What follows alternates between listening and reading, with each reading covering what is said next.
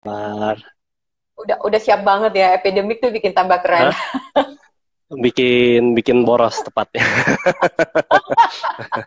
Yang boros apanya nih coach? Yang boros makannya. Makannya. Oke. Udah Hai lama hai, ya apa kita kabar? nggak jumpa ya. Iya, udah berapa setahun lebih ya? 2 tahun ada? Ada setahun lebih. Terakhir ketemu sama Happy Betul. sama Obi kan? Ya, ya. Oh, ya, ya, ya. Hmm. Oke, coach. Hmm. Eh, ini menarik nih coach, ada bicara tentang Hmm. Serenity Game of Inner Peace. Hmm. Gitu. Hmm. Serenity sendiri kan tentang kedamaian. Hmm. Hmm. Gitu ya. Jadi dalam kondisi kayak gini gitu kan, tadi kan coach bilang oh dalam kondisi apapun, seperti apapun, bagaimana kita merespon, bagaimana kita mengubah, dan bagaimana kita bertindak, itu kan menentukan future saya kita juga. Exactly. Nah, Tepat. oke, sekarang bisa di-sharing nih tipsnya, Hmm. rahasianya, gitu ya coach. Hmm. Hmm. Nah, Serenity ini sendiri saya ambil dari satu puisi, judulnya Serenity Prayer, yang dia bilang Ah, begini, God grant me the serenity to accept the things that I cannot change, the courage to change the things that I can, and the wisdom to know the difference. Dan jadi dari wait, wait. puisi ini saya ngambil, jadi bagaimana kita bisa memiliki ketenangan untuk menghadapi segala apapun keadaan yang ada di depan kita, bagaimana kita punya keberanian supaya kita bisa memiliki kekuatan untuk mengubah hal-hal yang bisa kita ubah, dan tentunya cara berpikir yang baik supaya saya bisa membedakan mana yang perlu saya terima, mana yang perlu saya ubah. Jadi saya ngambilnya dari situ. Oke. Nah, Coach, sebelum kita mhm, masuk ke topiknya, boleh nggak kita perkenalkan dulu gitu? Coach ini boleh, sure. dalam bidang apa, jadi sudah berapa lama gitu ya? Jadi teman-teman dulu saya Mhm, belajar NLP, Meta Coach dari Coach Irfan ya, waktu itu ya, di FPG, mhm, terus mhm, lanjut lagi ke NLP. Mungkin di-sharing Coach, mhm, sejak sure. kapan dan ya. Hmm.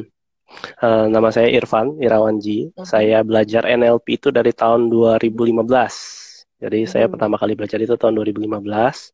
2015 tahun yang sama itu saya belajar menjadi seorang meta coach. Jadi Mhm. saya itu ngambil fast track. Habis selesai belajar NLP prac, saya belajar APG dari Mhm. Neurosemantics, lalu saya langsung Mhm. ngambil meta coachingnya. Mhm. Bulan Oktober tahun yang sama saya ngambil master prac. Bulan Mhm. Maret tahun berikutnya 2016 saya ngambil grup and team meta coach. Lalu tahun 2016 juga di tahun yang sama, di Oktobernya saya ngambil jadi trainer. Jadi officially saya sudah menjadi trainer dari tahun 2016. Dan saya murid Unofficially pertamanya ya. sebelum, ya, jadi Bu Vena itu murid pertama, batch pertama lah gitu. Jadi cukup nekat tapi ya. Dan Officially tentunya 2016 ya. officially 2016. Tapi sebelum itu sudah pernah bawakan training semenjak jadi meta coach. Hmm. Gitu. Dan saya baru full time training coaching itu tahun 2018. Full time. Sebelumnya saya usaha, sebelumnya saya punya pabrik, saya punya perusahaan Hmm. retail, Hmm. lalu saya juga membantu orang tua, dan akhirnya baru memutuskan untuk full time tahun 2018. Dan Oke. sampai sekarang, dan kebetulan sekarang saya menjabat juga sebagai Presiden Meta Coach Foundation Indonesia, mulai Hmm. dari tahun 2018-19 yang lalu. So, itu Hmm. tentang saya. Jadi sekarang Yes. saya full time training coaching, perusahaan Oke. individual maupun grup. Mhm, Oke. Thank you coach. Nah, sekarang bisa mungkin mhm, sharing tadi tentang kita masuk lagi tentang Serenity di mana coach membawa topik ini dari mhm, uh, Serenity of Prayers yang tadi coach bilang mhm, gitu ya. Yes, mhm. lanjut coach. Ya. Nah, serenity ini cukup penting buat saya karena saya sendiri mencari serenity, saya mencari kedamaian. Karena biar gimana kan keadaan saat ini membuat semua jadi chaos nih. Nggak ada satupun yang kita pernah pikirkan akan terjadi seperti saat ini. Saya juga mencari bagaimana ketika saya sekarang menghadapi keadaan saat ini, saya sendiri galau di dalam. Jadi serenity ini bukan berarti saya sudah memiliki kedamaian, tapi saya mencari kedamaian. Dan mengikuti kata-katanya Michael Hall, cara paling cepat untuk belajar adalah dengan mengajar. Nah, kebetulan di Neurosemantics sendiri ini, karena sumber dayanya cukup banyak, ternyata sudah Mhm. pernah dibahas. Mhm. Jadi, segala sesuatu komponen-komponen yang disiapkan untuk mendapatkan kedamaian itu sendiri sudah dibahas. Dan bahkan sudah ada pola-polanya. Namun karena memang belum ada yang pernah menggabungkannya atau mencari benang merahnya, jadi belum pernah ada trainingnya secara official di Neurosemantics. Nah, Neurosemantics sendiri ini adalah ilmu yang mempelajari tentang makna dan pemaknaan. Bagaimana makna mempengaruhi tubuh dan bagaimana kita menciptakan Mhm. makna itu sendiri. Nah, jadi saya menemukan ternyata acceptance, penerimaan. Kita di Neurosemantics sudah Mhm. diajarkan cara untuk menerima. Bukan hanya diajarkan, tapi kita diberikan cara step by step dan how to-nya. Mhm. Lalu untuk mempunyai Mhm. keberanian, keberanian sendiri itu adalah ketika kita sudah mengenal rasa takut. Ketika kita sudah Mhm. mengenal rasa takut, kita bisa mengatasi rasa takut. Setelah mengatasi Mhm. rasa takut, baru kita bisa berani untuk menghadapi segala sesuatu. Itu juga ternyata ada Oke. satu buku khusus bahas itu doang di dalam Neurosemantics tentang ketakutan. Oke. Dan yang terakhir Sama tentang berarti sama. kebijaksanaan. Hmm. Kebijaksanaan adalah bagaimana kita berpikir. Ternyata selama ini yang kita sadari tentang cara berpikir, ternyata kita tidak Mhm. berpikir. Ternyata kita tidak menggunakan cara kita berpikir dengan baik. Kebanyakan dari kita kalau ditanya tahu dari mana kita sedang berpikir, kebanyakan nggak ada yang bisa jawab tuh. Bagaimana cara kita tahu kita sedang berpikir? Apakah kita sedang berpikir? Apakah cara berpikir kita sudah baik? Apakah kita sudah menggunakan semua sumber daya kita untuk bisa berpikir? Nah, ini saja membuat saya bertanya-tanya, apa itu sebenarnya kebijaksanaan? Dan baru ketemu jawabannya itu setelah ngobrol sama Michael Hall, bahwa kebijaksanaan itu ternyata adalah cara berpikir yang lebih tinggi. Bukan hanya berpikir di levelnya yang semata-mata apa yang kita lihat, apa yang kita dengar, apa yang kita rasa, tapi kita berpikir dengan berbagai perspektif. Jadi salah satu ciri orang yang punya kebijaksanaan adalah orang yang bisa mempertimbangkan berbagai macam sudut pandang, tapi tidak masuk ke dalamnya. Dan bahkan bisa melepaskan sudut pandang sendiri untuk melihat dari sudut pandang orang lain. Nah, jadi bagaimana kita memiliki kebijaksanaan ternyata sudah ada caranya. Nah, jadi tips-tips sederhananya sebenarnya adalah menerima itu sama seperti kita menerima sekarang nih saya lagi nafas. Saya nggak bisa tolak kan. Kalau saya tolak nafas saya mati nih sekarang. Jadi menerima sesuatu yang kita nggak bisa tolak. Apapun itu ya terima aja. Dan ternyata rasa menerima itu sama. Mau kita terima keadaan seperti apa, mau kita terima orang lain seperti apa, bahkan mau terima hinaan orang lain atau serangan dari serangan orang lain, itu semua sama rasanya, sama seperti kita bisa menerima saat ini saya sedang merasakan sinar matahari. Saat ini siang saya nggak bisa tolak, mau diapa-apain juga nggak bisa, ya terima aja. Nah, bahayanya adalah ketika kita menerima begitu aja, akhirnya kita cuma diam dan akhirnya jadi korban. Makanya dibutuhkan keberanian. Keberanian untuk menerima diri sendiri, keberanian untuk menerima keadaan, dan keberanian untuk menciptakan tujuan yang ingin kita capai. Nah, itu semua Dan dibungkus setelah dengan cara kita diterima, berpikir. serius. Jadi ketika menerima, banyak orang menerima, tapi responnya setelah menerima satu Mhm, kata-kata, kan itu kan juga mhm, mencerminkan dari pikiran kita kan, dari makna yang kita mhm, letakkan ketika kita menerima. Misalkan ada mhm, orang yang mengejek, nah kita mhm. menerimanya dengan sebagai apa? Kita semua juga Ya, diterima. Karena diterima ada yang ya, baperan, ya. ada yang terima tapi jadi lebih oke gitu kan. Nah Mhm, mungkin bisa mhm. dijelasin kok buat teman-teman. Ya, dan bahkan ketika kita menamakan itu saja mengejek, sebenarnya kita sudah melabel, memberi Mhm. arti, memberikan Memberi arti. satu satu kata sendiri itu sendiri kan. Mhm. Pada Mhm. kenyataannya setiap orang berkata-kata. Namun bagaimana Mhm. kita membedakan mana yang mengejek, mana yang cuma kata-kata Mhm. masuk kepada diri saya. Mhm. Mhm. Oleh karena itu salah satu caranya adalah bukannya mengabaikan, tapi meng-acknowledge, menerima bahwa ada salah seorang yang berkata-kata kepada saya, yang saat ini Mhm. kata-katanya dengan intonasi seperti apa, tekanannya seperti apa, Mhm. isi kata-katanya seperti apa. Bahkan tidak perlu kita artikan sama sekali sebagai sebuah ejekan, ini hanya sekedar suara yang saya terima aja. Oke, jadi Hmm. menerima di sini adalah menyadari ya, Hmm. tanpa memberi Ya, makna. Cuma menyadari tanpa bahwa memberi oh ini makna. ada, tanpa memberi makna. Oke, lanjut coach. Jadi Ya, pertama dan adalah hmm. menyadari tanpa menerima makna, kemudian Dan kemudian sadari bahwa kita ini semua manusia yang punya kemampuan untuk merespon. Respon mhm. kita bisa mulai dari reaktif, tanpa mikir, Mhm. langsung ada Mhm. yang nyerang, kita nyerang balik. Ada yang Mhm. aktif.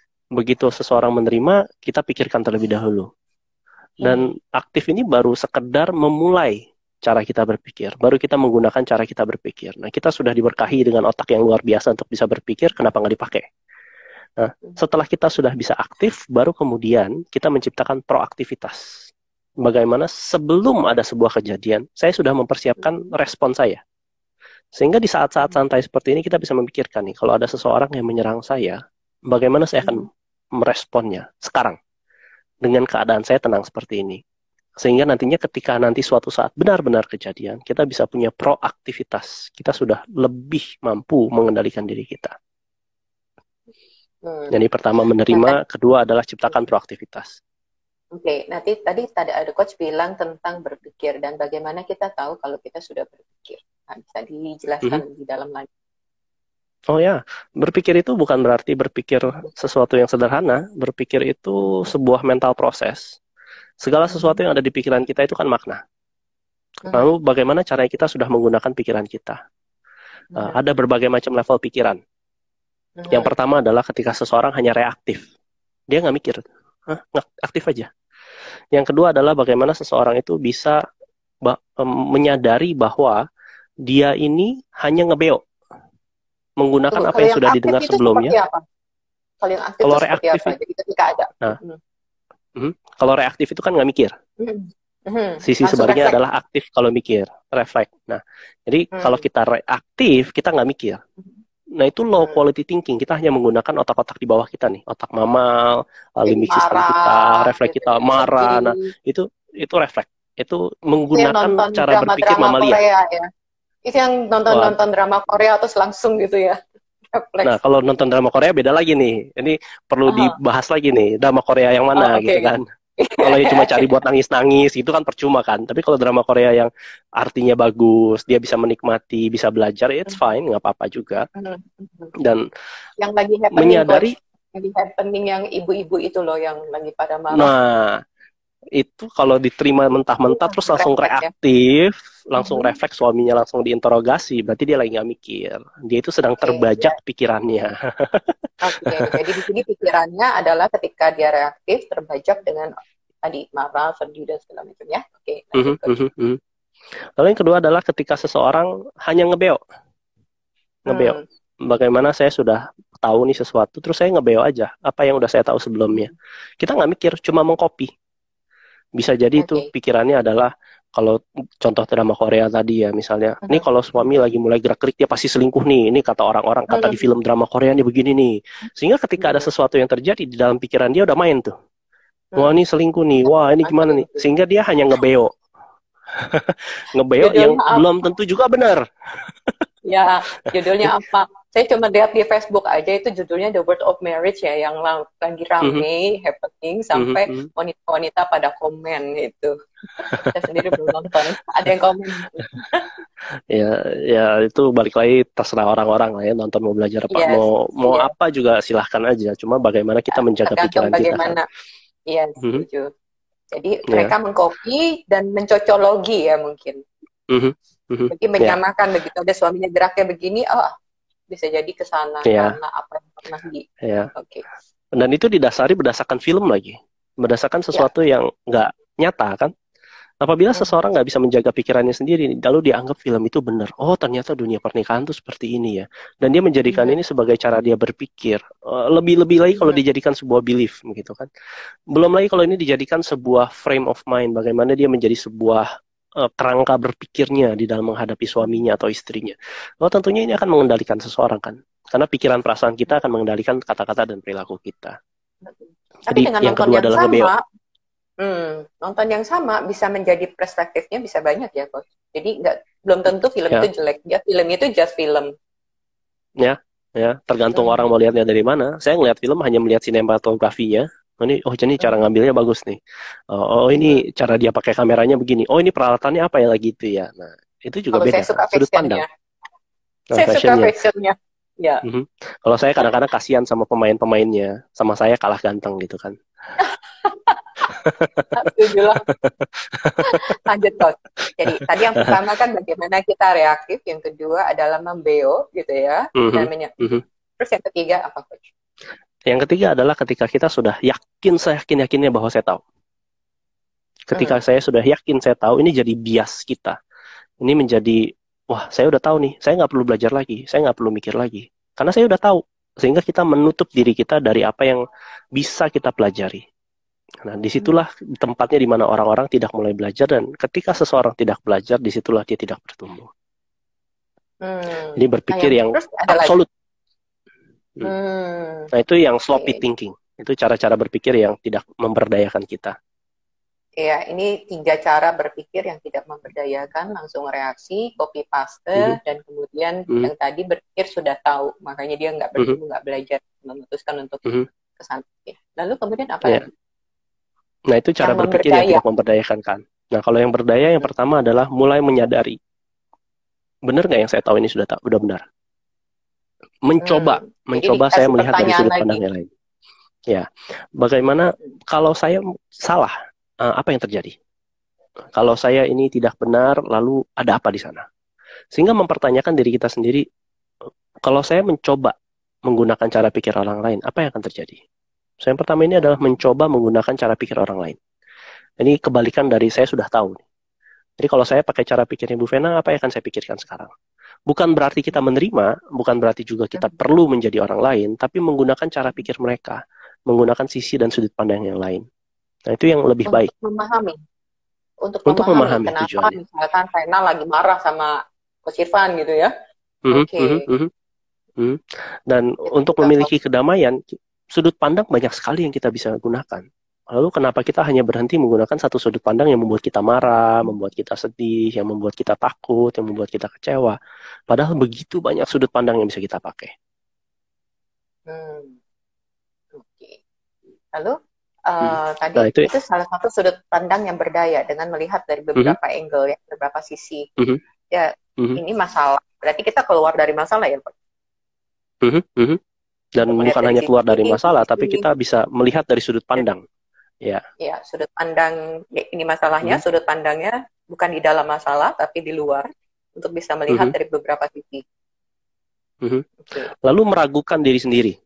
Bagaimana kita bisa meragukan diri sendiri? Kalau saya ini udah benar-benar yakin, kita nggak akan belajar. Tapi cara berpikir yang baik untuk bisa memiliki kedamaian adalah, what if I'm wrong? Kalau saya salah, bagaimana? Menggunakan apa yang kita miliki, lalu saya meragukan diri saya sendiri. Meragukan dalam arti bukan kita tidak punya satu center atau sesuatu jati diri yang solid, bukan. Justru karena saya punya jati diri yang solid, setelah saya bisa menerima segala sesuatunya, menyadari siapa saya, menyadari kemampuan saya, kelemahan saya, kekurangan saya, baru saya bisa menyadari, oh kalau saya salah, bagaimana? Sehingga ini memperkuat jati diri kita. Ini memperkuat penerimaan kita terhadap diri kita dan terhadap keadaan.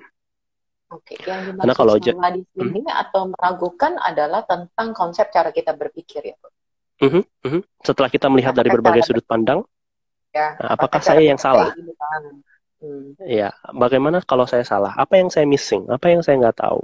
Dan ini membebaskan kita dari berbagai macam bias, berbagai macam cara berpikir prasangka yang tidak baik. Hmm. Oke. Hmm. Teman-teman kalau ada yang mau tanya silakan diketik ya nanti di sini. Silakan, silakan. Ya. Nah, lalu yang terakhir yang lebih baik adalah mulai mempertanyakan segala sesuatu. Mhm. Discerning. Mulai mempertanyakan sesuatu yang, oke, kalau saya bisa salah, lalu apa? Mhm. Ini sama kayak anak kecil. Anak kecil kan cara berpikirnya itu sebenarnya anak kecil itu sangat bijaksana karena mereka belum punya konsep-konsep yang mengkotak-kotakan mereka. Mereka belum punya pengetahuan-pengetahuan atau belief-belief yang membuat mereka punya mental block. Saya belum pernah loh ketemu anak kecil yang punya mental block. Rata-rata mau kerjain apa yang mereka kerjain aja kan. Nah, jadi cara berpikir Explore. anak-anak itu, iya selalu Nah. explore. Mereka selalu bertanya kan. Hmm. Contoh deh, kalau yang punya anak-anak kecil yang umur 3 tahun, Hmm. 4 tahun, pertanyaan yang paling sering mereka keluarkan apa? Ma Kenapa? ini apa? Kenapa? Ini Ya. apa? Ma ini apa? Kenapa? Hmm. Iya. Hmm. Begitu dan nanya, Ma kenapa Mama sama Daddy kok bisa berdua? Udah kacau udah tuh. Nah, kenapa? Jadi pertanyaan-pertanyaan kenapa itu kan sebenarnya sangat penting buat kita. Sebagai seorang manusia yang mau punya cara berpikir yang baik, kita perlu tanya kenapa nih? Hmm. Apa ini? Kenapa ini begini cara kerjanya? Bagaimana cara dia berfungsi? Sesuatu itu berfungsi. Penting nggak buat saya pakai? Hmm. Sehingga kalau kita sudah bisa belajar mempertanyakan pikiran kita bisa tanya nih, saat ini orang sedang berkata-kata dengan intonasi kasar kepada saya. Menurut saya, kata-katanya volumenya tinggi, kata-katanya kok ada kata-kata binatang. Lalu saya mempertanyakan, apa ini? Saya bisa artikan ini sebagai hinaan, saya bisa artikan ini sebagai ejekan, atau saya bisa artikan ini hanya sekedar kata-kata. Kalau saya hanya mengartikan sekedar kata-kata, kenapa dia begini? Oke, mungkin dia punya emosi, mungkin dia punya sesuatu yang tidak sesuai antara apa yang saya lakukan dengan yang dia harapkan. Oke, apa pentingnya buat saya? Oke, saya mau menerima ini pentingnya buat apa? Apakah saya menganggap ini sebagai sebuah serangan terhadap diri saya, atau saya hanya menganggap ini pentingnya sebagai feedback, umpan balik buat saya, informasi yang bisa saya terima. Dan kalau ini penting buat saya, berguna nggak saya pakai? Kalau nggak berguna, apa yang lebih berguna? Karena biar bagaimanapun seseorang melakukan sesuatu kepada kita, bisa jadi kita ini sumber masalahnya juga. Jadi ada satu masa di mana kita mungkin perlu menganggap bahwa bisa aja saya yang salah. Nah, dengan begini saya menjadi orang-orang yang mempertanyakan segala sesuatu dan melihat dari berbagai persepsi, lalu juga menerima kenyataan bahwa ada seseorang yang melakukan sesuatu pada saya dan bisa aja saya salah. Nah, dari situlah baru kita muncul yang namanya wisdom. Bagaimana kita punya kemampuan untuk membedakan, discerning. Dan dengan begitu kita bisa mulai melihat dari sisi-sisi yang lain yang mungkin kita nggak pernah lihat sebelumnya. Dan karena ini adalah bentuknya pertanyaan, kita jadi belajar lebih banyak, kita jadi bertumbuh lebih banyak, kita menjadi orang-orang yang bisa lebih memberdayakan diri sendiri. Itu cara pikir. Oke, jadi ketika cara pikir itu juga membuat kita bisa ada di posisi sebagai korban dan bisa ada di posisi sebagai si pelaku ya, kalau menurut bahasa kita ya. Ya, mau jadi korban atau mungkin mau jadi pelaku. Ya, mungkin bisa dijelasin Coach. Mungkin nggak semua orang kan kenal dengan bahasa-bahasa yang unik gitu. So, kalau korban mungkin tahu. So, what is korban, what is pelaku? Kalau pelaku bukan pelakor ya. Kalau pelakor kita bahasnya yang drama Korea itu. Iya. Nah, korban itu adalah ketika kita membiarkan keadaan orang lain, kata-kata orang lain itu mempengaruhi kita. Mempengaruhi pikiran kita, mempengaruhi emosi kita, mempengaruhi kata-kata kita, mempengaruhi perilaku kita. Itu mental korban. Sayangnya lebih banyak orang-orang yang lebih suka jadi korban. Karena jadi korban enak banget. Kita bisa nyalahin orang. Saya begini karena masa lalu saya. Saya ini jelek karena orang tua saya. Saya ini tidak berhasil karena keadaan ekonomi seperti ini. Saya ini gagal karena orang-orang di sekitar saya nggak kompeten. Oh, itu udah paling enak, paling gampang. Jadi drama. Dan ini juga bukannya drama-drama lagi, drama Korea juga kalah nih. Drama bersambung. Jadi drama ya dari tersanjung 1 sampai tersanjung 9 gitu kan. Nah, ketika kita jadi korban tuh paling enak. Karena seolah-olah kita ini nggak punya tanggung jawab atas diri kita. Kita ini hanya jadi korban lingkungan semata, kita jadi korban orang-orang di sekitar kita. Itu udah paling enak. Hidup itu udah paling enak. Namun yang penting disadari adalah ketika kita menjadi korban, kita tidak berdaya. Apapun yang kita lakukan. Nggak berdaya juga, emosi kita juga kan dimainkan sama orang. Oh iya. Apapun bahagia atau senang, sedih, marah, semua dipencet sama orang, bukan sama kita. Ya. Remote controlnya nggak ada di kita. Jadi kalau ada teman-teman yang hidupnya kayak drama nih, sebentar seneng, sebentar sedih, sebentar seneng, sebentar sedih, mungkin kita perlu cek apakah kita lagi jadi korban. Padahal kita diberkahi, dikaruniai pemikiran yang luar biasa. Kita diberkahi dengan cara kita memiliki daya pikir yang lebih dari binatang. Kita bisa berpikir tanpa batas, kita bisa berpikir melewati waktu, kita bisa berpikir melewati masa, kita bisa berimajinasi. Kalau itu tidak kita pakai, akhirnya kita hanya menggunakan pikiran kita menjadi korban. Kita tidak menjadi manusia yang seutuhnya. Bukan menjadi manusia yang menggunakan semua potensi yang kita punya. Nah, itu korban. Sedangkan kalau pelaku, kita mengambil tanggung jawab di dalam diri kita. Saya bertanggung jawab atas pikiran. Saya bertanggung jawab atas perasaan. Saya bertanggung jawab atas kata-kata saya. Saya bertanggung jawab atas perilaku saya. Semua kata-kata yang keluar dari mulut saya itu punya saya. Perilaku yang saya lakukan itu semua punya saya. Kalau saya mau gagal, saya mau berhasil, itu karena saya. Bahkan kalau saya gagal pun, bukan saya yang gagal. Perilaku saya yang gagal. Saya sebagai manusia, karena saya sudah bisa menerima diri saya sepenuhnya, kelebihan, kekurangan, kejelekan, kebaikannya, saya terima. Saya tidak pernah gagal. Bahkan kalau di NLP diajarkan, there is no failure, only feedback. Tidak ada kegagalan, hanya informasi. Nah, dengan begitu kalau saya bisa mengambil tanggung jawab dalam diri saya, berarti saya yang memegang kendali atas diri saya. Saya mau menjadi seperti apa? Saya mau menikmati hari ini apa enggak? Saya mau merasa senang atau mau merasa sedih? Sedih pun ada gunanya kan? Saya mau berani atau mau takut? Mau takut juga ada gunanya. Bukannya tidak berguna. Tapi pastikan itu sebagai sebuah pilihan yang saya pilih karena itu sesuatu yang memberdayakan saya, memampukan saya jadi orang yang lebih baik. Dan bukan hanya saya saja yang lebih baik, tapi orang-orang di sekitar saya juga jadi lebih baik. Nah, itu yang punya tanggung jawab sebagai seorang pelaku. Seorang pelaku menyadari bahwa kita punya responsibility untuk merespon. Jadi responsibility sendiri kan katanya kalau bahasa Inggris kan enak ya. Responsible. Kemampuan untuk merespon. Jadi orang-orang yang bertanggung jawab atas dirinya menyadari bahwa dia punya kemampuan untuk merespon dengan baik, melalui kata-kata atau melalui perilaku. Hubungannya dengan kedamaian adalah, sekarang kalau saya punya tanggung jawab atas diri saya, bagaimana saya merespon sesuatu yang terjadi di luar sana, sehingga saya bisa berdamai. Berdamai dengan diri saya, berdamai dengan lingkungan, mungkin berdamai dengan orang lain, berdamai dengan waktu, bahkan mungkin berdamai dengan Tuhan. Oke. Oke, jadi di sini pelaku itu bukan yang melakukan sesuatu dengan tanda kutip yang ini yang jelek ya, tapi di sini pelaku adalah bertanggung jawab dan dia memiliki kesadaran untuk merespon. Karena apa yang dia respon itu akan menciptakan sesuatu dalam hidup dia. Karena semua orang punya kemampuan untuk melakukan. Ya. Jadi perilaku itu kan sebenarnya kata-kata perilaku itu kan seperti kata benda gitu kan. Kata kerjanya apa? Melakukan. Jadi kita ini semua punya tanggung jawab untuk melakukan sesuatu dengan kata-kata kita, dengan perilaku kita. Bukan perilakunya hanya pekerjaan saja, tapi saya melakukan. Ada unsur sayanya di dalam melakukannya. Oke, nah kalau kita bermain kata-kata, ini tadi saya baru dapat WhatsApp dari salah satu orang. Dia bilang, Coach, semoga ya saya bisa begini. Begitu saya lihat kata-kata semoga saya bisa begini. Nah, Coach, oke, bisa di-sharingan nggak buat teman-teman? Karena banyak dari kita nih yang pakai kata-kata, aduh semoga bisa begini, aduh gitu ya. Jadi,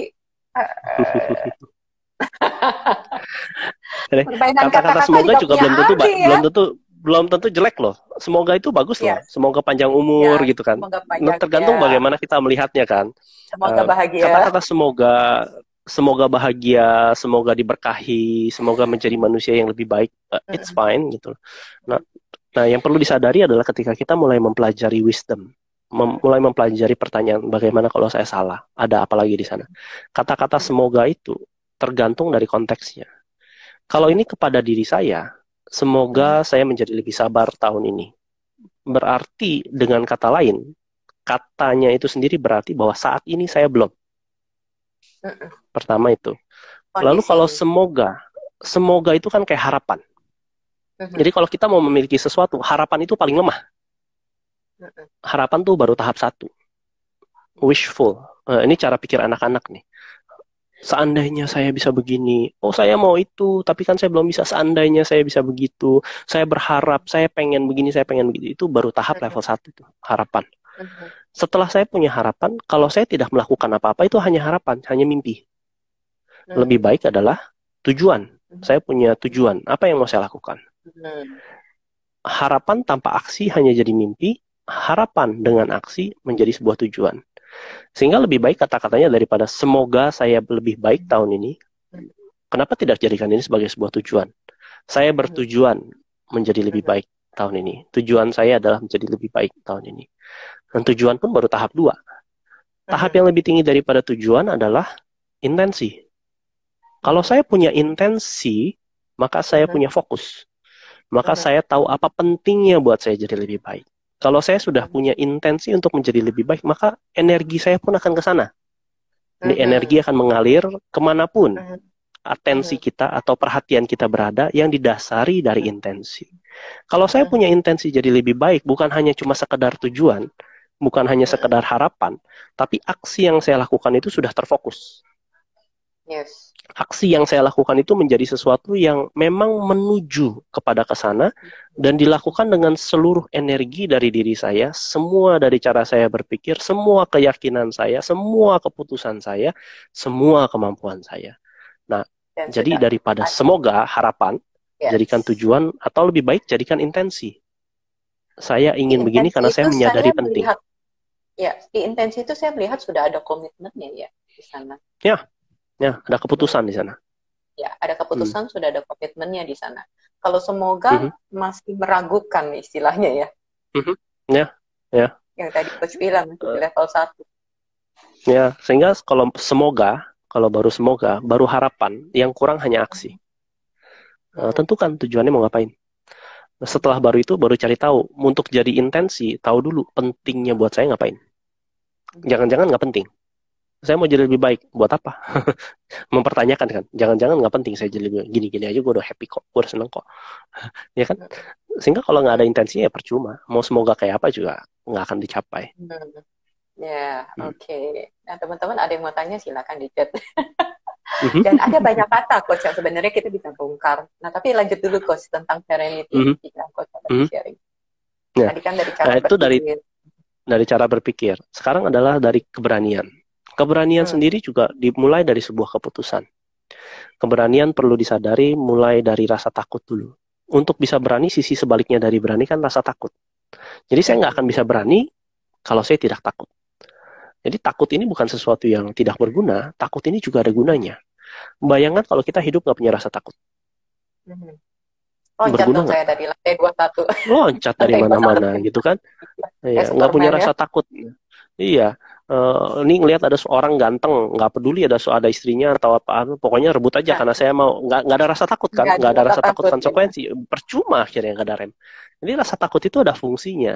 Nah, cuma Hmm. manusia ini sangat menarik. Hmm. Hanya manusia yang bisa menakuti dirinya sendiri.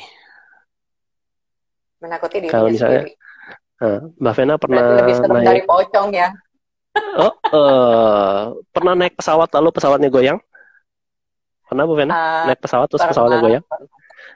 Pernah drop sampai mungkin 200-300 meter?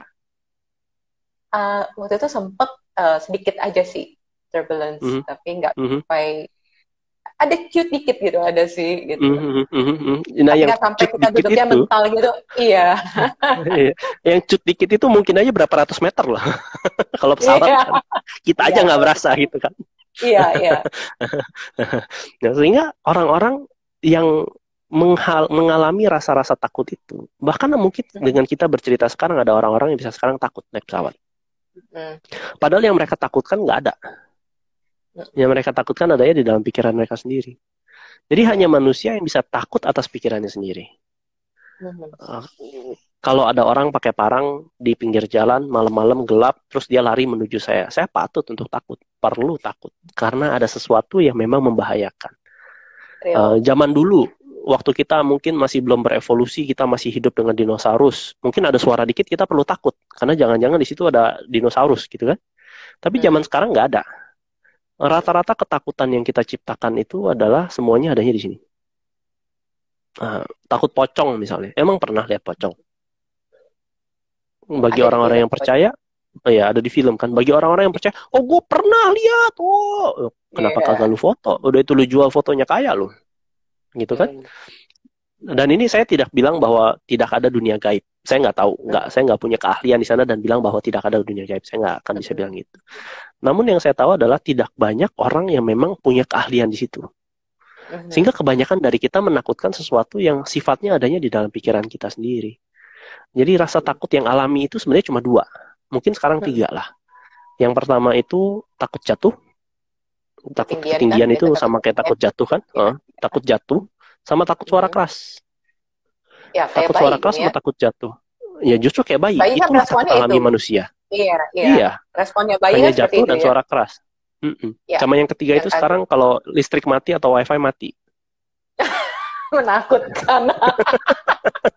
Listrik atau wifi, internet selalu dibayar. Um, Iya. Ya, Mati jadi gaya, takut Coach. itu cuma dua, mati gaya. Jadi takut Cuma mati suara gaya. iya. Sehingga ketakutan-ketakutan kita yang lain itu sebenarnya unjustifiable, nggak bisa kita Hmm, justifikasi. Tidak ada hmm, yang real, kecuali memang itu hmm, benar-benar mengancam nyawa kita, mengancam kelangsungan hidup kita, baru kita perlu takut. Dan mungkin sebagian besar dari kita jarang sekali menghadapi hal-hal yang seperti itu. Sehingga menyadari bahwa apa yang saya takutkan, maka hmm. saya bisa mencari sisi sebaliknya, mencari keberanian. Dan keberanian ini adalah sebuah state yang bisa kita ciptakan. Ada sebuah prosesnya kita untuk bisa menciptakan keberanian. Coach. Keberanian dengan nekat itu gimana, Coach? Kan ada orang yang Hmm. beraninya tuh kayak dipaksain, malah berkesan Mhm. seperti nekat gitu ya. Ya, Nah, itu ya. bisa dijelaskan nggak? Ya. Nah, keberanian sama nekat, simpelnya adalah dengan kita berani kita memutuskan untuk berani. Hmm. Kalau nekat saya nggak punya perhitungan. Punya Saya data. nggak punya, saya berani hanya karena reaktifnya saya. Karena Hmm. saya ya menyerang aja. Dan ini respon manusia yang normal. Jadi manusia itu responnya bisa menyerang, responnya yang berikutnya adalah lari. Ini namanya General Arousal Syndrome. Bagaimana kita punya kemampuan untuk fight atau flight. Bagaimana saya kalau nggak nyerang ya saya lari. Sehingga nekat itu kebanyakan hanya respon dari fight. Jadi tergantung orangnya agresif apa enggak. Kalau orangnya agresif dia akan nyerang. Kalau orangnya pasif dia akan lari. Sehingga berani dengan nekat itu bedanya adalah kita menggunakannya secara reaktif atau secara proaktif. Bahkan mungkin banyak yang dengar kalau suka di bidang sales nih, piara macan supaya nanti bisnisnya sukses. Jadi mereka menggunakan rasa takut itu sendiri untuk bisa melakukan sesuatu. Dan rasa takut itu energinya sangat besar. Jadi rasa takut, rasa cinta, rasa marah itu energinya sangat besar. Tinggal bagaimana kita menggunakan energi. Ya. Bagaimana menggunakan energi itu untuk kita bisa melakukannya untuk mencapai apa yang kita tujukan dan apa yang kita intensikan. Bukan untuk hanya mimpi. Saya pernah menggunakan rasa takut itu. Ketika takut kebakaran, itu saya bisa gotong barang yang berat banget gitu. Waktu masih kecil gitu, saya ingat. Begitu dibalikin, kok kayaknya berat banget ya, nggak bisa sendiri gitu. Itu benar energinya besar, itu benar-benar dipraktekin dan pernah ngalamin. Ya, karena ketika kita rasa takut, tubuh kita bereaksi. Endorfin akan keluar, adrenalin akan keluar, lalu kortisol akan keluar, dan itu semua tujuannya ya untuk menyelamatkan diri. Nah, kalau hubungannya dengan kebakaran normal, fine, nggak apa-apa, gunakan rasa takut itu. Namun kalau gunakan rasa takut untuk mencapai tujuan, percuma. Ya. Oke. So kalau tadi rasa takut itu energinya besar. Dan apakah rasa takut, energi yang besar itu bisa digunakan untuk sesuatu kah menurut Coach? Jadi kan banyak yang tadi piara macan supaya kamu bisa mencapai target. Apakah dibutuhkan seperti itu? Dalam kasus-kasus tertentu mungkin perlu. Kayak tadi contohnya kebakaran. Itu perlu banget punya rasa takut. Namun kalau kita tidak menggunakannya untuk hal-hal yang menyelamatkan nyawa kita, buat apa kita takut? Contoh pandemi begini gitu ya, banyak orang takut nggak punya uang, banyak orang takut nanti saya nggak bisa hidup, nggak bisa. Kalau kita hanya menggunakan rasa takut dan kita orang-orang yang agresif lalu kita nekat, akhirnya menghalalkan segala cara untuk mendapatkan uang, yang terjadi kejahatan, ngejarah, apapun itu. Kalau kita orang yang pasif, akhirnya jadi pasrah, lari dari kenyataan. Kalau larinya benar sih nggak apa-apa, lari olahraga. Kalau larinya ke obat-obatan, minuman, larinya selalu ke hal-hal yang tidak memberdayakan dia dengan makan, dengan seks bebas, dengan apapun segala macam untuk mencari ketenangan di dalam diri mereka, akhirnya mereka menyakiti diri mereka sendiri. Sehingga ketakutan yang energinya sangat besar ini, kita mau pakai untuk apa? Kembali lagi ke dalam kendali diri kita. Kalau saya pelaku, saya tahu saya takut. Saya tahu ini ada energinya untuk saya takut. Namun jangan lupa bahwa di balik rasa takut itu ada energi lain yang bisa saya pakai. Energi dari takut ini rasanya nggak enak, tapi energi yang sebaliknya rasanya itu nyaman. Energi apa? Energi penerimaan, energi keberanian. Karena kan satu sisi, dua sisi, satu koin dua sisi.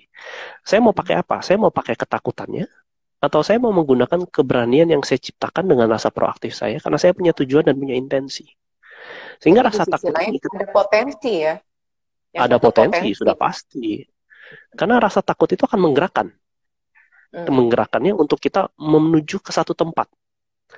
Dan kalau kita mendorong diri kita, ini balik lagi menjadi korban ya. Rasa takut ini akan menjadikan kita jadi korban untuk, oke, gerak nih, maju nih. Karena didorong kan. Dorongan ini bagus. Bukan berarti jelek. Namun akan lebih baik ketika kita punya dorongan dan kita punya tarikan. Sehingga motivasi kita untuk jalan bukan hanya didorong dengan rasa takut, tapi ditarik dengan harapan yang begitu kuat, tujuan menyadari pentingnya saya punya tujuan ini, sehingga suatu saat ini akan jadi intensi. Jadi energinya akan selaras tuh. Kalau cuma ketakutan doang, suatu saat akan capek kok. Bayangin kalau kita ketakutan terus larinya sambil lihat belakang. Nggak mungkin kan lari lihat belakang gitu. Akhirnya nggak ngeliat ke depan. Karena saking serunya ngeliat ke belakang, di depan nggak tahu ada apa. Nah, itu bisa jadi ya nekat. Di depan ada jurang, belakang ada macan, larinya ngeliat ke belakang. Ya, jadi fokusnya dia pada ketakutan, tapi nggak fokus juga ke depan dengan tujuannya dia. Ya, kayak pepatah yang suka ngomong apa? Lari dari sarang buaya, masuknya ke sarang macan. Mm-mm. karena nggak ngeliat ke Mm. depan. Mm. Dan juga mungkin di situ dia posisinya sebagai korban bukan sebagai pelaku ya. Bisa jadi Ya, gitu ya. ya. Jadi digali banyak Mhm, hal bagaimana cara berpikirnya seseorang. Oke, Coach. mhm, Jadi tadi ada tiga yang dibahas tadi ya, dari cara berpikir, mhm, mhm. terus yang kedua saya Penerimaan, lupa. Penerimaan, penerimaan, cara berpikir, sama rasa takut. penerimaan, kemudian rasa takut. Oke. Lalu apa lagi, Mhm. Coach, untuk yang Nah, tips mainnya di selanjutnya? dalam Serenity itu. Lalu hasilnya adalah kedamaian. Jadi kedamaian bukan hanya sekedar damai yang tenang, tapi kedamaian yang berasalnya dari dalam keluar. Jadi Serenity itu karena the game of inner peace. Damai di luar itu perlu kita tunjukkan karena damai di dalam diri kita. Jadi pernah dengar ada satu lukisan, Mhm. gambarnya judulnya kedamaian. Tapi di dalam lukisan itu yang digambarkan adalah air terjun. Nah, Mhm. bagaimana lukisan ini namanya kedamaian? Ternyata kalau dilihat di tengah-tengah air terjun itu, ada seekor Mhm. bebek sama Mhm. anak-anaknya yang lagi berteduh. Mhm. Sehingga kedamaian itu bukan berarti sesuatu yang di luar sana baik-baik saja, sesuatu yang di luar sana itu menyenangkan, sesuatu yang di luar sana itu adalah semuanya berbunga-bunga, bukan. Tapi kedamaian atau inner peace itu akan memampukan kita untuk menjadi orang-orang yang bisa tenang, bisa Mhm. mengendalikan perilaku kita, menerima semua keadaan, karena di dalam diri kita ini sudah tidak pusing dengan apa yang ada di sini, dengan Mhm. ketakutan-ketakutan yang saya ciptakan sendiri. Dan dengan Mhm. melepaskan itu semua, kita bisa damai di dalam, sehingga kata-kata dan perilaku kita pun akan damai di luar. Dan Itu ini bukan penting berarti untuk saya kontrol sendiri kita. sudah damai. Belum ya, saya Hmm. juga masih banyak kekacauan di dalam diri saya. Itu keren Namun banget kos lukisannya prosesnya tuh. ada. Hmm. Ya, ya, prosesnya ada. Yes. Proses untuk mendapat kedamaian itu sendiri ada. Dan sama halnya seperti yang kita pelajari di Neurosemantics adalah belajarnya sebentar. Latihannya Hmm. seumur hidup. Ya, kembali lagi mau praktek atau enggak gitu ya, Coach. Ya, Jadi kembali lagi. elemennya apa aja atau state-nya apa aja, Coach, yang apa di dalam state kedamaian itu yang diperlukan. Mhm. Nah, tiap orang akan beda-beda. Kalau buat saya Mhm. menemukan kedamaian. Kedamaian Mhm. itu di dalamnya ada rasa tenang, ada rasa Mhm. percaya pada diri sendiri, rasa percaya kepada Tuhan, ada berserahnya, ada rasa Mhm. bahagia, ada state-nya Mhm. bahagia. Lalu kalau buat saya itu ada state intensi, saya punya tujuan. Nah, tiap orang mungkin akan beda-beda masing-masing, karena nggak semua orang bisa sama. Namun yang saya temukan buat saya sendiri itu. Yang paling penting adalah ketenangan buat saya. Karena saya orangnya nggak bisa berpikir kalau saya tidak tenang di dalam. Kemampuan kita berpikir itu bisa jadi berkah, bisa jadi sebuah musibah. Dengan kemampuan kita yang berpikir cepat, kalau digunakan dengan baik, baik. Tapi kalau kita memikirkan sebuah masalah dengan cepat, akhirnya nggak tenang, nggak damai. Makanya saya menempatkan ketenangan di yang pertama. Lalu setelah itu percaya pada diri saya bahwa saat ini kalau saya pun belum bisa, suatu saat nanti di masa depan saya bisa. Jadi Mhm. self-efficacy, bukan self-confidence, self-efficacy saya. Lalu saya menempatkan rasa bahagia, karena saya perlu merasakan bahagia di dalamnya. Makanya ini Mhm. disebut kelanjutan dari Unleashing Happiness, Serenity ini. Mhm. Karena Mhm. perlu bahagia dulu baru saya bisa damai. Bahkan saya bisa bahagia dengan tekanan, bahagia dengan Mhm. cobaan, bahagia dalam badai, bahagia bahkan dengan badai yang ada. Mhm. Kayak misalnya sekarang kalau kita tidak bahagia, nggak ada nih Mhm. online-online training. Kapan Iya. lagi training-training yang tadinya mahal-mahal sekarang karena online jadi murah-murah? Gitu kan. Mhm. Orang-orang yang tadinya nggak punya kemampuan untuk buat online training sekarang punya kemampuannya. Buat saya Mhm. sendiri sebelumnya nggak pernah nih mikirin equipment gini, sekarang punya gitu kan. Jadi kita bisa bahagia di dalam tekanan gitu. Walaupun sepertinya istri saya nonton, maaf ya sayang, uangnya saya pakai untuk beli beginian. Tapi Nah kan ada satu itu tujuan atau yang lebih tinggi lagi. betul, betul, Mhm. betul. Ya. Dan Iya. ini tiap orang battle-nya akan beda-beda, perangnya akan beda-beda. Damai di satu hal belum tentu di hal yang lain akan damai. Makanya dibilang Mhm. latihannya seumur hidup. Kita akan selalu menghadapi tantangan, akan selalu menghadapi godaan, cobaan. Tinggal bagaimana kita ini menggunakan cara pikir kita untuk lebih baik, menjadi orang yang lebih baik. Setelah satu Mhm. battle akan ada battle berikutnya. Karena perangnya hanya berakhir, kita baru hanya bisa damai ketika ada tulisan beristirahatlah dengan tenang. Jadi suruh pikirannya stop. Iya, Ketika pikirannya ada stop untuk memaknai iya, apapun. iya. Dan saat itu baru kita benar-benar damai gitu. Oke. Oke, Iya. jadi tapi Serenity ini bisa untuk semua agama ya, Coach? Karena tadi kan Oh Coach ya, bicara tentu. tentang fire, bisa dijelasin. Mhm, mhm. Yes. Ya, Serenity ini memang aslinya itu diciptakan oleh seorang teologian namanya Reinhold Niebuhr. Jadi Mhm. ada kelanjutannya, namun kelanjutan itu jarang sekali dipakai. Kelanjutannya adalah bagaimana kita bisa menerima kedamaian itu diterima berdasarkan tantangan-tantangan atau kesulitan-kesulitan yang kita hadapi. Mengambil dunia ini bukan hanya sekedar mengambil dunia ini, tapi menikmati dunia ini karena sudah ada Tuhan yang sudah terlebih dahulu mengambil dunia ini bagi kita. Ini Mhm. bait berikutnya. Lalu bait Mhm. terakhirnya adalah bagaimana kita bisa memiliki kedamaian supaya saat ini di dunia saya bisa bahagia dan saya akan lebih Mhm. bahagia di alam baka nanti. Karena saya sudah melakukan semua yang saya bisa di dunia ini, mempertanggungjawabkan semua kemampuan saya untuk bisa bahagia Mhm. di sana nantinya. Mhm. Jadi itu Mhm. kelanjutannya yang mungkin banyak orang nggak tahu. Hmm, ternyata Mhm. bahagia ini di semua aspek ya, Coach. Kan kemarin Mhm. juga aku colek Mas Pras ya, dan colek yang Mhm. lain-lain juga gitu, Mas Pras gitu. Terus sampai tentang Mhm. bahagia itu memang apakah semua orang mencari bahagia atau sebenarnya kita bisa memilih bahagia? Hmm. Mencari bahagia itu karena mungkin mereka tidak tahu caranya. Jadi Mhm. kita bukan hanya perlu sekedar tahu, kita perlu cari cara. Kalau cuma sekedar tahu ya akhirnya mimpi, gak ada aksi kan. Jadi kalau kita Mhm. sudah ada aksinya baru kita bisa mencapai. Dan bahagia ini bukan sesuatu yang bisa kita dapatkan, bukan loh. Jadi bahagia itu bukan hasil akhir, tapi Mhm. bahagia itu adalah efek. Bahagia Mhm. itu adalah proses. Efek Karena dari cara kebahagiaan berpikir sendiri kita. dari apa yang kita lakukan, dari proses Mhm. hidup kita, Mhm. dari bagaimana kita mempertanggungjawabkan diri kita, menggunakan semua yang Mhm. kita bisa. Mhm. Karena bahagia sendiri ada dua. Yang pertama adalah kenikmatan yang kita rasakan saat ini. Jadi kalau kita makan enak, itu ada bahagianya di situ. Kalau kita dibelai sayang dengan orang-orang yang kita sayang, ada rasa bahagianya di sana. Itu baru yang Apalagi pertama. ada yang transfer. Aduh, Waduh, apalagi ada tuh, yang waduh, transfer suatu itu bahagia bener. bahagia tingkat level 9. Dan cuman bahagianya, ya, udah baru dapat langsung lewat lagi, bayar tagihan listrik. Bahagianya semenit atau sedetik. Terus Itu ding baru yang ding ding pertama ding. tuh.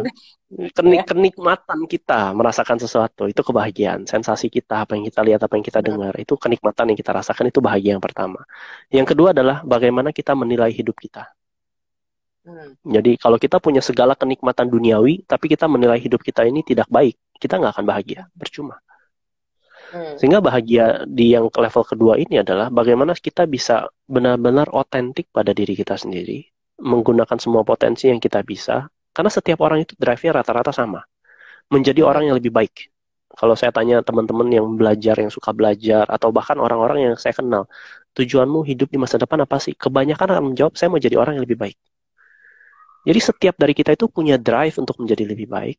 Dan dengan Hmm. kita menjadi lebih baik, otomatis nantinya kita akan menilai hidup kita. Bahwa saya berada di dunia ini menjadi orang-orang yang lebih berguna. Hmm. Bukan hanya menjadi sekedar remah rengginang di pinggir laut yang mudah tertiup angin, tapi saya menjadi sesuatu. Gitu. Saya menjadi orang-orang yang punya kontribusi bagi dunia, bagi orang lain. Bahkan di dalam skala kecil terhadap orang-orang yang kita cintai aja deh. Terhadap keluarga, terhadap orang tua, terhadap anak, terhadap teman dekat. Itu saja bisa menciptakan rasa kebahagiaan di dalam diri kita. Karena kita menilai bahwa kita ini sudah melakukan sesuatu.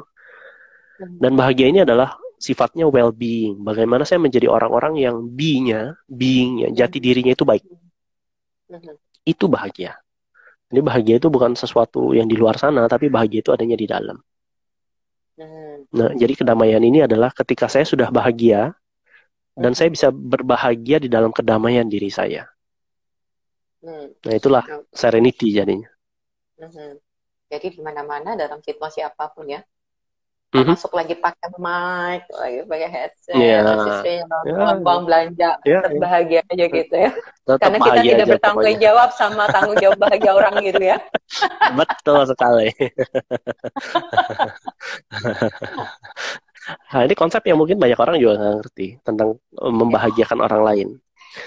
Yang tadi Bu Vena bilang kan, saya tidak bertanggung jawab atas kebahagiaan istri saya. Saya hanya bertanggung jawab untuk melakukan apa yang saya bisa sebagai keputusan saya, sebagai being saya, sebagai seorang suami untuk mencintai, menghargai, menafkahi, menolong, memperhatikan, membantu, dan apapun yang saya bisa untuk dia bisa bahagia. Namun bahagianya dia itu pilihan dia.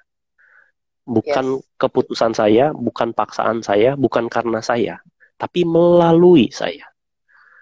Sehingga berkat yang kita bisa berikan kepada orang lain, bantuan yang kita berikan kepada orang lain, itu melalui saya, tapi bukan karena saya. Saya hanya sebagai saluran. Gitu. Dan tergantung Dan itu, bagaimana orang itu berpikir, merespons, apakah dia menghargai, ataukah dia bahagia dengan apa yang sudah dilakukan orang. Itu. Saya pernah ketemu coach sama satu orang yang justru kalau dibantu atau ditolong, dia merasa tidak bahagia, Mam. Ya. Nah, ada orang yang kayak gitu.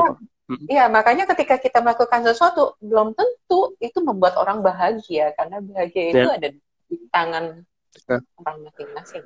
Ya, dan kalau ada orang yang seperti itu, yang nggak mau menerima bantuan sedikit pun, tinggal dicek aja apa yang dia takutkan. Kemungkinan besar ada sebuah ketakutan kalau dia terima bantuan, artinya dia tuh nggak bisa apa-apa. Dia tuh nggak bisa, nggak berdaya, dia itu lemah. Bisa jadi. Lemah. Karena salah satu kita bisa merasakan bahagia, salah satu caranya adalah menerima bantuan orang lain. Yes. Kalau memang appropriate, kalau memang pantas ya. Iya. Gitu. Nah ini kemampuan untuk menerima juga kita kayaknya perlu belajar ya, Coach. Ya, karena dengan menerima itu baru kita bisa berdamai. Kalau kita nggak terima, mau gimana kita berdamai? Yes. Ya. Termasuk menerima bantuan dari orang lain atau kontribusi dari orang lain. Ya, bahkan ada orang-orang yang nggak mau terima pujian. Padahal dia sudah melakukan sesuatu yang bagus. Yang terjadi adalah, ini ambil contoh saya aja deh. Saya dulu orangnya kalau dipuji tuh rasanya nggak enak. Oh enggak lah, bukan saya. Oh saya puji Tuhan. Apa-apa. Oh alhamdulillah. Saya mau bukan apa-apa. Aduh remah rengginang aja kayaknya lebih. Pokoknya udah nah, itu sebenarnya nggak pantas, nggak layak banget. Udah nggak pantas, nggak layak gitu. Nah itu sebenarnya adalah sebuah cerminan bahwa kita itu belum berdamai dengan diri kita sendiri. Yes. Dulu juga saya pernah ngalamin gitu. Begitu dipuji rasanya, aduh kayaknya saya belum pantas untuk dipuji karena saya membandingkan diri saya dengan orang lain. Kayaknya saya belum sehebat dia untuk bisa menerima satu pujian gitu. Jadi saya sendiri nggak menghargai apa yang saya sudah kontribusikan. Nah itu discounting namanya. Saya mendiskon diri sendiri. Saya tidak menghargai diri sendiri. Makanya sekarang belakangan ini, setahun 2 tahun belakangan, kalau saya dipuji, ya oke, terima kasih. Bahkan kalau ada yang transfer, ya oke, terima kasih. Kalau dulu, aduh kok enak banget ditransfer segini. Bener kayak gue di sini. Bahkan dari hal yang simple, Coach. Saya pernah waktu itu diajak makan, gitu kan. Ketika diajak makan di hotel, gitu, terus begitu ada menu list. Saya cari yang paling murah. Paling murah, ya. Pesan, gitu kan. Jadi, terus setelah saya pelajarin, ternyata dia mengapresiasi apa yang saya kontribusikan untuk dia. Dan saya sendiri yang tidak mengapresiasi diri saya. Kemudian saya, betul. Gitu, betul. Ya. Nah, jadi kalau kita mau jadi saluran bahagia buat orang, terima bantuan. Karena dengan orang membantu kita, dia akan merasa bahagia. Karena seolah-olah dia melakukan sesuatu bagi kita kan. Itu akan membahagiakan dia loh. Ya, dan dengan begitu kita menjadi saluran bahagia. Iya, dia bilang gini, Vena, lihat, saya melihat kamu dari kacamata saya melihat kamu, gitu kan? Bukan dari kacamata kamu melihat diri kamu, gitu loh. Lihatlah dari kacamata saya yang menghargai kamu, gitu. Terus langsung, oh my God. Ya, itu perspektif. Itu wisdom tuh, menggunakan meta perspektif kita, ya. Iya. Jadi, jadi dia appreciate. Jadi nggak semua yang memberikan kontribusi ataupun ke kita itu sesuatu yang tadi ada apa-apanya nih, saya berharga atau segala macam. Dan itu salah satu kemampuan menerima yang belum kita pelajari loh selama ini kok. Kita selalu diajarin untuk ya. Dan kalaupun misalnya mereka memberikan sesuatu pada kita lalu mereka ada udang di balik rempeyek, kita kan nggak tahu kan. Namun ketika mereka meminta sesuatu pada kita, itu kembali lagi respon kita loh, tanggung jawab kita mau melakukan apa enggak. Memang ada orang-orang yang sangat ahli memanipulasi dan melakukan namanya law of reciprocity ya. Ketika seseorang melakukan sesuatu, dia berharap dia akan dibayarkan balik. Hmm. Jadi ada orang-orang yang memang ahli. Jadi memberikan Hmm. sesuatu, lalu kita diminta untuk memberikan sesuatu juga. Nah, Ah, ini kalau jadi kita dia tidak beli hati sadar, kita lah ya. hmm, eh, Hmm. contoh deh, pernah nggak dapat amplop tulisannya dapat hadiah gratis, silahkan datang ke counter kami di mall ini. Ya, Nah, itu tapi zaman kalau dulu misalnya mau tuh. terima, nanti duduk dulu, coba dulu alatnya, ntar Iya, ditawarin ini iya, itu, gitu kan. iya, iya, iya. Telemarketer. Nah, itu kan Paham, mereka paham, paham. menggunakan hukum ini, hukum timbal balik namanya. Hmm. Bagaimana kita Hmm. bisa mendapatkan sesuatu lalu di dalam diri kita secara manusiawinya kita nggak enak. Karena kalau kita diberikan sesuatu, kita diajarkan untuk memberi lagi kan. Yes. Nah, makanya di sini dibutuhkan wisdom untuk membedakan. Ada discernment. Hmm. Kalau kita nggak punya wisdom, kita nggak punya kebijaksanaan, akhirnya saya jatuh korban. Saya jadi Hmm. korban, jadinya bukannya pelaku. Ya, Hmm. jadi ya hati-hati juga. Benar-benar menyadarin lah ya, maksudnya.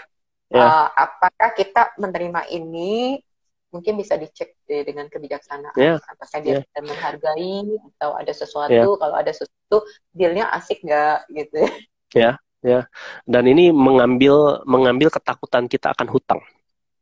Karena hampir di Hmm. setiap agama itu ada sesuatu tentang hutang. Kita tidak boleh Hmm. berhutang, kita kalau ada hutang segera lunasi. Dan ini yang dipakai untuk orang-orang yang bisa manipulasi kita. Jadi mereka memberikan Hmm. seolah-olah memberikan hutang kepada kita yang perlu kita bayar, yang sebenarnya kita nggak mau bayar. Yang sebenarnya kalau kita tidak terima itu bukan Nggak hutang, perlu. Iya, nggak perlu. sebenarnya nggak Nah, dibutuhkan. Ya, nggak dibutuhkan mm-mm. gitu ya. Hmm. Nah, maka Jadi itu dengan menciptakan belajar sesuatu ya. menerima. Hmm. Ya, kalau kita belajar menerima nih, seseorang memberikan pada saya terima. Namun Hmm. kalau dia minta saya melakukan sesuatu, loh ini keputusan saya mau melakukan apa enggak? Hmm. Hmm. Ya, dengan begitu baru kita bisa punya kedamaian. Kalau enggak kita jadi korban. Hmm. Jadi korban merasa bersalah karena sudah terima. Mhm. Ya, Hmm. jadi korban merasa bersalah karena sudah terima. Atau ketika kita menyadari dan kita memutuskan untuk tidak terima kan juga bisa, Coach. Kayak tadi. Bisa juga. Mhm. Untuk tidak, Bisa tapi juga. menerima bahwa oh ya ada, tapi bukan berarti Mhm. mengambil kan, mengambil Ya, vouchernya kayak tadi Coach bilang. ya, ya. Nah inilah dibutuhkan yang tadi, yang tahap ketiganya kan. Setelah saya Hmm. bisa punya kedamaian menerima hal-hal yang tidak bisa saya ubah, keberanian untuk mengubah yang bisa saya ubah, baru kebijaksanaan untuk membedakan mana yang perlu saya terima, Hmm. mana yang enggak. Kalau memang kita tidak layak menerima, ya jangan terima. Tapi kalau memang kita Hmm. layak terima, ya terima. Iya, Nah, baru ada begitu. 3 tahap itu, baru kemudian kita action. Mhm, mhm. Oke, Ya, yes, cool. Thank you so much, Coach. ya. Ada Ya, kata-kata sama-sama. yang ada yang mau di-sharingkan terakhir mungkin Ya, closing setiap hari siang ini. setiap orang butuh kedamaian. Apapun yang terjadi, kedamaian itu nggak adanya di luar. Kedamaian itu adanya di dalam. Dan prosesnya sudah banyak yang mengajarkan kedamaian. Tinggal bagaimana kita menjalankan aksi kita aja. Karena kalau kedamaian hanya menjadi sebuah harapan, akhirnya percuma. Jadikan ini sebagai sebuah tujuan. Bahkan intensikan untuk kita bisa berdamai dengan diri sendiri, berdamai dengan keadaan, dengan orang lain. Dan tujuannya adalah untuk kebahagiaan diri sendiri. Karena dengan kita menjadi orang-orang yang bahagia, dunia pun akan lebih baik. Bahkan ada yang bilang bahagia itu adalah obat kan. Nah, bahagia dengan berdamai dengan diri sendiri ini akan membantu kita menerima segala tantangan, segala cobaan, segala godaan dalam hidup kita. Dan tentunya jangan pernah berhenti bertumbuh. Karena dengan kita bisa berpikir dengan lebih baik, kita bisa belajar dengan lebih baik. Belajarlah, lakukan kepada siapa saja.